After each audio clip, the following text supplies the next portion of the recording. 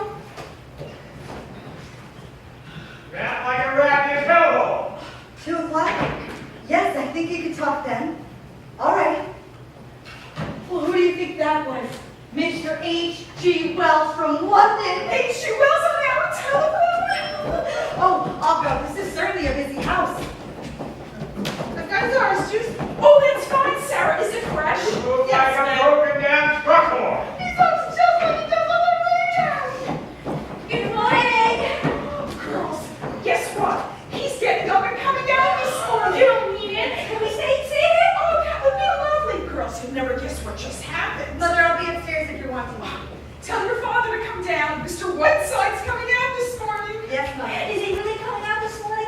I brought up this plan. Is it all right if I give it to him? Oh, how lovely. And some casserole jelly. Why, how nice. Girls, you'll never guess who was just on the phone.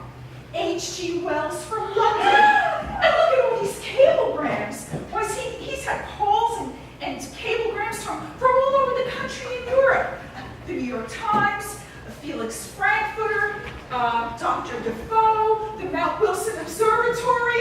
Just can't begin to tell you what's been going on. I'm exhausted. Oh, there's this big piece about it in the Times. Did you see it?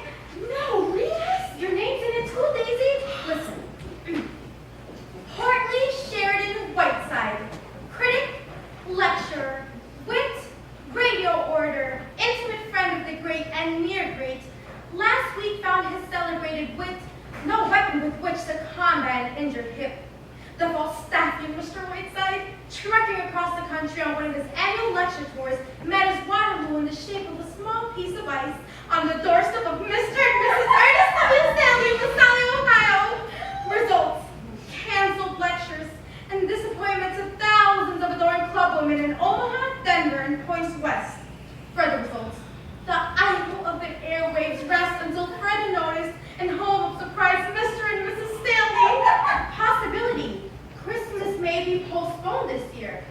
What's that mean, Daisy? A small piece of ice on the doorstep of Mr. and Mrs. Think of it! Of course, if it were my house, Daisy, I'd have a bronze plate put on the step right where he fell. Well, of course I felt terrible. He never goes out to dinners anymore, and he finally agreed to come here, and then this had to happen. Poor Mr. Whiteside. But it will be just lovely having you with us, even if only for a little while. Just think of it. We'll sit around in the evening discussing books and plays, the great people he's known, and he'll speak to us in that wonderful voice of his. He may even read Goodbye, Mr. Chips to us. Daisy, I can't wait any longer. Oh, good morning, ladies. Good morning. It's Mr. Whiteside. Ernest, he's coming out any minute. H.G. Wells called on the phone, and we're in time. Look. I don't like this kind of publicity at all, Daisy. When do you suppose he's going to leave? Well, after all, he's had quite a shock, and he's been in bed two full weeks. He's certainly going to have to rest a few days, Ernest. Look, I know it's an honor having you here, but it's very unsettling with the phone going all the time, doorbells chiming, messenger boys run. Pardon me, Mrs. Stanley. Have the cigarettes come yet? I'll sign for them, Miss Cutler. They'll be here. Oh, this is Miss Cutler, Mr. Whiteside's secretary. How do you do? Do you mind if I move this chair? You mean he's coming down now? He is indeed. Oh, he's coming out!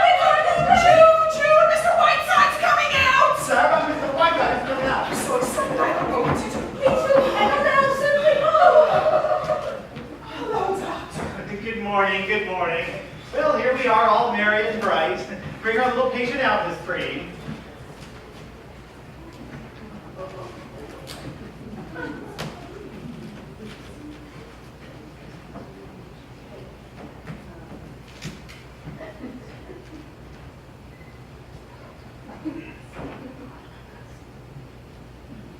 I may vomit.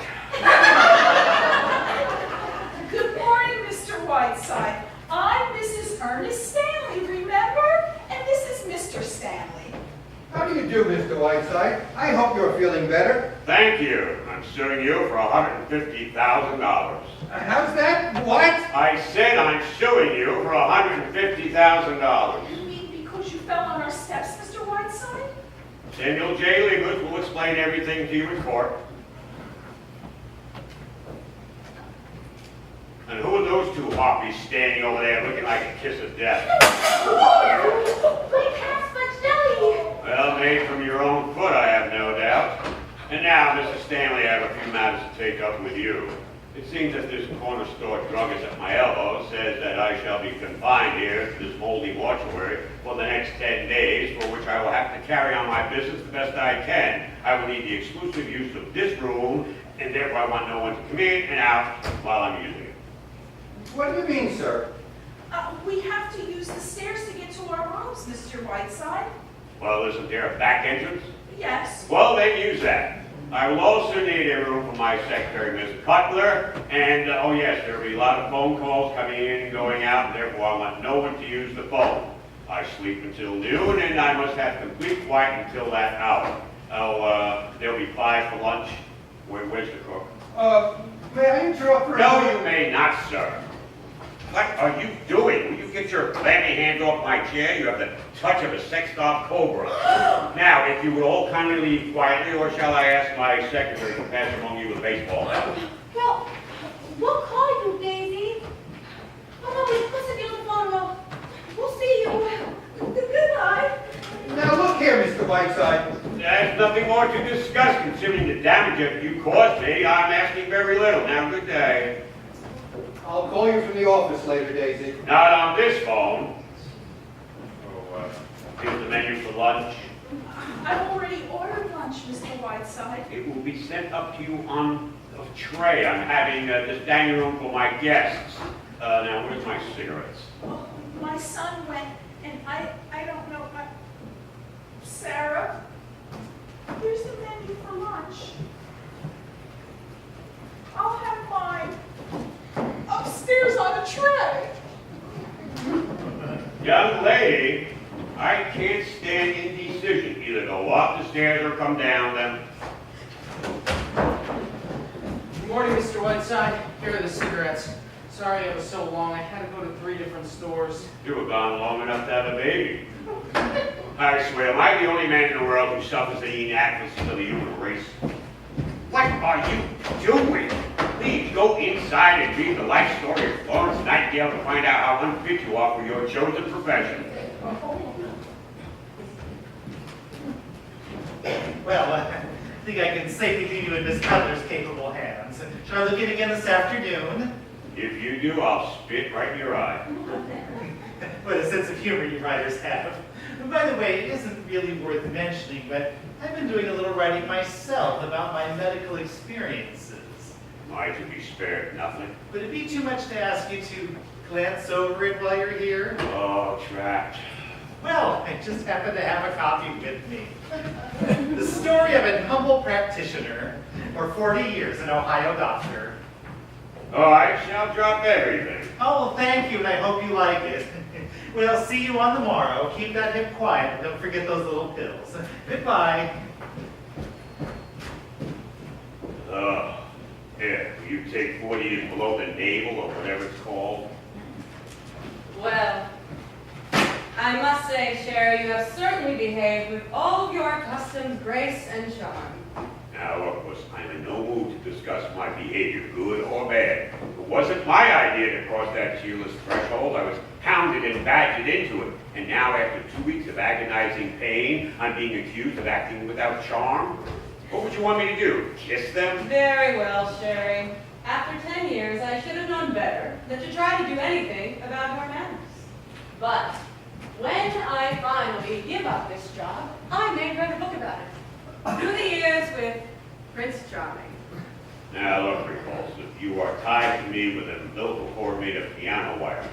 And while we're on the subject of my charm, shall I remind you that I get paid $1,500 for an appearance? Now, can we get back to work? Oh, no, we can't. Yes. My name is Harriet Stanley. I know that you are Sheridan Whiteside. I saw this holly framed green against the pine trees. I remembered what you had written about Tess and Jude the Obscure. It was the nicest present I could bring you.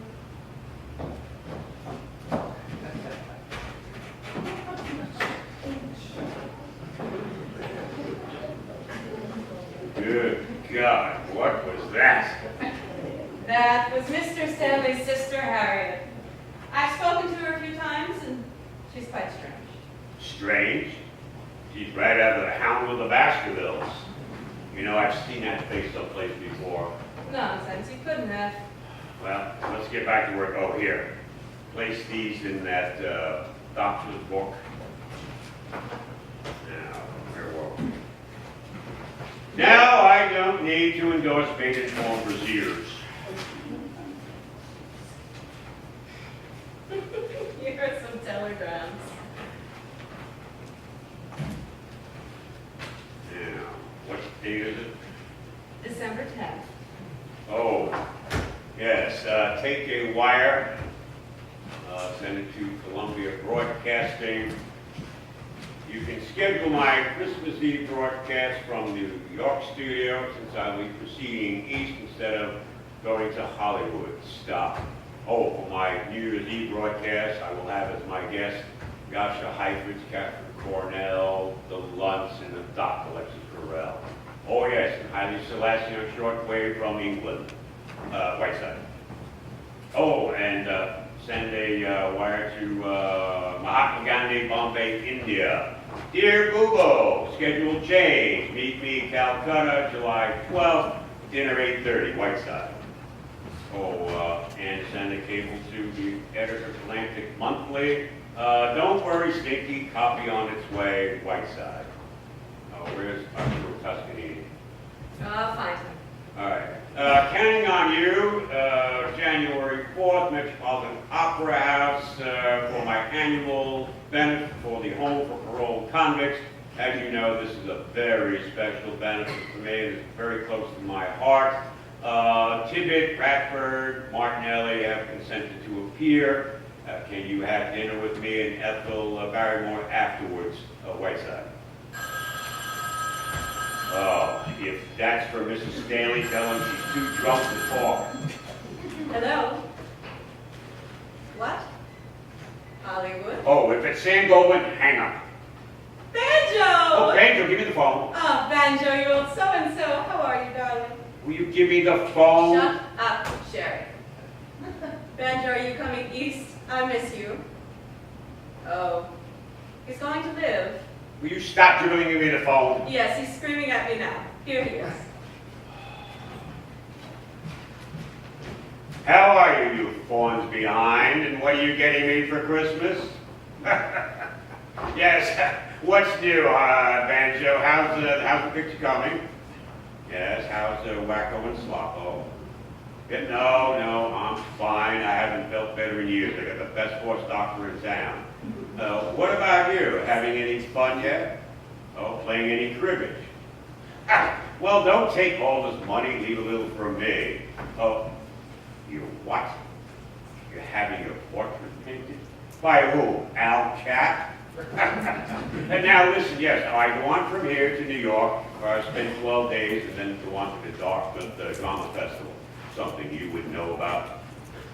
Well, listen, I can't talk with you this long with Hollywood riffraff. And listen, if you see Luella Parsons, will you please give her a big kiss for me?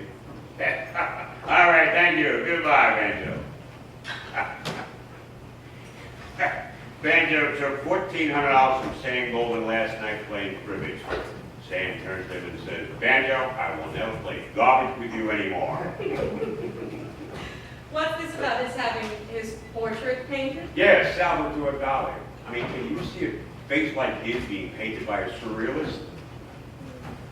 What do you want now, Miss Bedpan?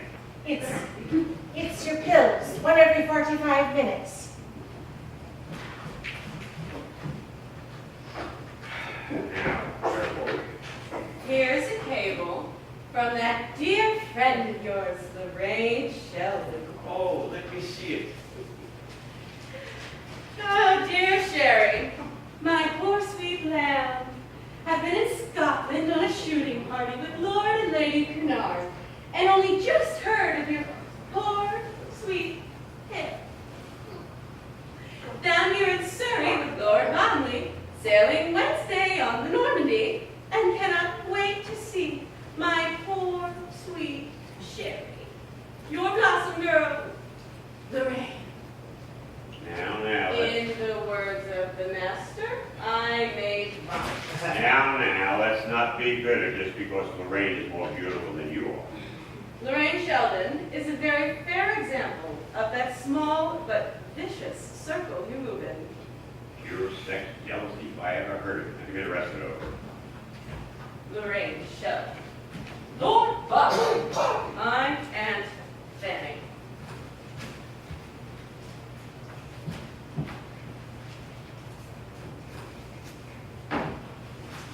Ah, Destiny's Tots. Oh, England's little rover boy. Ah, yeah.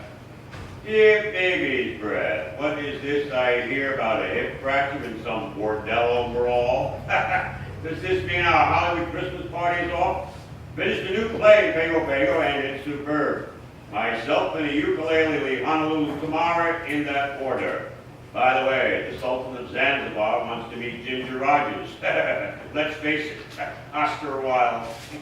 Oh, he does travel, doesn't he? You know, it'd be nice for once if the world went around Beverly Carlton for a change. Hollywood next week. Now, why can't he stop here on his way to New York? Take a cable and send it to Beverly Carlton, care of Royal Hawaiian Hotel, Honolulu. Oh, if these people insist upon interrupting me going in and out of this room, What do you want them to do? Use a rope ladder? I will not be surrounded by a bunch of mildewed puss bags. Good I morning, mean, Mr. Jefferson. Good morning, John. Oh, go away! Stanley's having arrested for white slavery. Nobody's home. Good morning, Mr. Whiteside. I'm Jefferson from the Messiah Journal. Get rid of them. I'm sorry, Mr. Whiteside is seeing no one today. Really? So will you please excuse us? Good day. Well, Mr. Whiteside seems to be sitting up and taking notice. Well, I'm afraid he's not taking notice of the Messiah Journal. You know, if I'm going to be insulted, I'd like to be by Mr. Whiteside himself. I never did like carbon copies. Oh, touche, and here in Messiah, Maggie dear. Will you please leave? How about an interview, Mr. Whiteside? I never give any. Go away. Mr. Whiteside, if I don't get this interview, I lose my job. That's perfectly all right with me. You don't need that, Mr. Whiteside. You used to be a newspaper man yourself. You know what it's like to have an editor. Well, mine is the toughest one that ever lived. Oh, don't charm me with your ways. If you don't like him, get off the paper. Yes, but I happen to think it's a good paper. You see, William Allen White could have gotten out of Emporia, but he didn't. You have the nerve, in my presence, to compare yourself to William Allen White. Only in the sense that White stayed in Emporia, and I want to stay here and write what I want to write. Such as what? Well, I'm afraid I can't just put it into words, Mr. Whiteside. It won't sound like a bunch of goon. But the Journal was my father's paper, and it's always held a sentimental point with me, the paper. I want to carry on where he left off. So, you own this paper, huh? That's right. And this terrifying editor of this journalistic apocalypse is you yourself? In a word, yes. I see. In the future, Sherry, let me know when you don't want to talk to people, and I will usher them right in.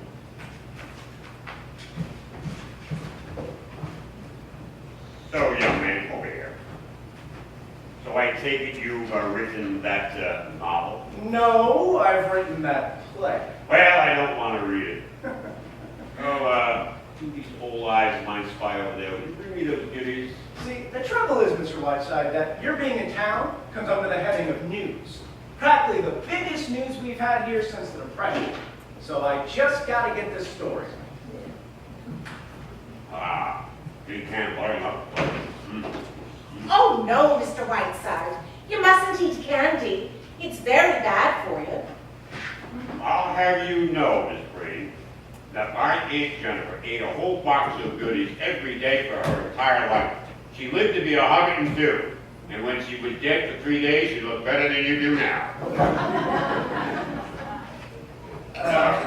were saying, young man, what were you about to say? Well, I'll be sure to remind my readers that chivalry is not yet dead. Well, we won't discuss it.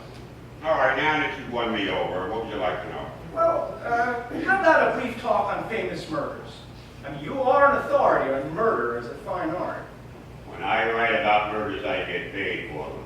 I mean, I make more money on the Snyder Gray case than the lawyers did.